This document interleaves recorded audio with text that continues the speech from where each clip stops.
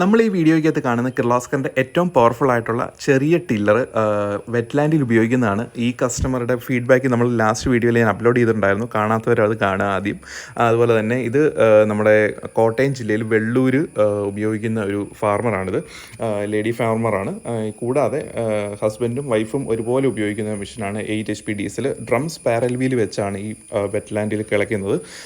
ഇത് ഞാൻ നേരത്തെ പറഞ്ഞിട്ടുണ്ട്, നമുക്ക് വെറ്റ്ലാൻഡിലാണെങ്കിലും ഡ്രൈ ലാൻഡിലാണെങ്കിലും വളരെ എഫക്റ്റീവായിട്ട് ഉപയോഗിക്കാൻ പറ്റുന്നത്. ഇതിപ്പോൾ ടില്ല് ചെയ്ത സ്ഥലം നിങ്ങൾക്ക് കണ്ടു കഴിഞ്ഞാൽ അറിയാൻ പറ്റും. വളരെ ഈസി ആയിട്ട്, കാരണം പവർ ടില്ലർ എന്നൊക്കെ പറയുമ്പോൾ നമുക്കറിയാം ഏകദേശം 450 കിലോയോളം വെയിറ്റ് വരുന്നുണ്ട്.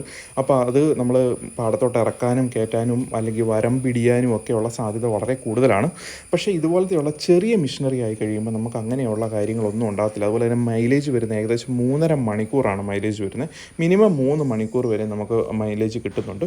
അതുപോലെ തന്നെ നമുക്കിതിന് 50% സബ്സിഡി അവൈലബിൾ ആണ്. കൂടുതൽ ഡീറ്റെയിൽസ് ആയിട്ട്